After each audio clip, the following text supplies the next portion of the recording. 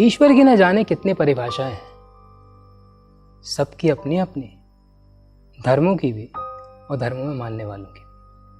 लेकिन मेरी परिभाषा थोड़ी सी अलग है। जानना चाहेंगे?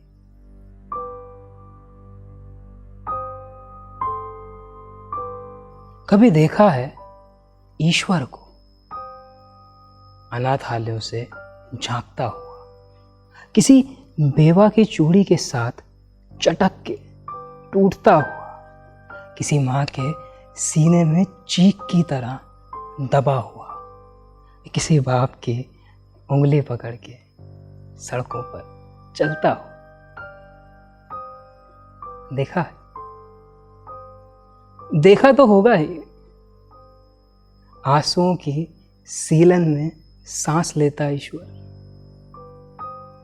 सड़क से खून के धब्बे पोंछता हुआ, रोता हुआ, समझाता हुआ कि बाबा बाबा मरे नहीं हैं। वो जो दूर आकाश में तारा है ना, वहां है। भगवान जी के पास गए हैं, अभी कुछ देर में आ जाएंगे।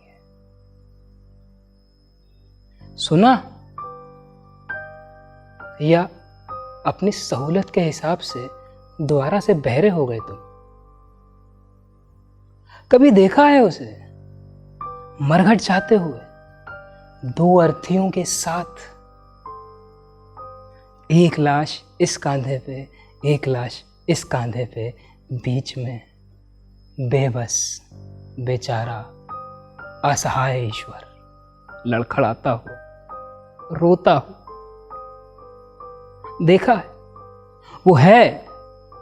वो है उस घर में जहां सिर्फ मकान बचा है, जहां राख है, कालिख पुती हुई है दीवारों पर, दीवारें जिन्होंने चीखे सुन सुनकर खुद को बहरा कर लिया, जिन्होंने दंगों का महशर देखा था।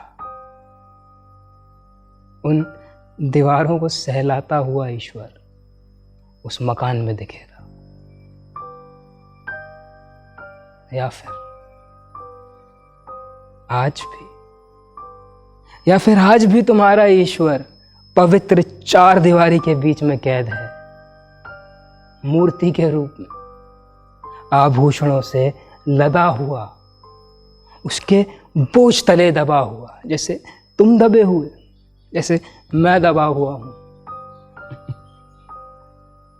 तुम्हारा और मेरा ईश्वर अलग नहीं है, उसकी सिर्फ परिभाषाएं अलग है। वही परिभाषाएं जिनको हम अपनी सहूलत के हिसाब से बदल लेते हैं, किसी और स्वार्थ के लिए उसका नामकरण कर देते हैं, किसी और जंग के लिए उसको कुछ भी मान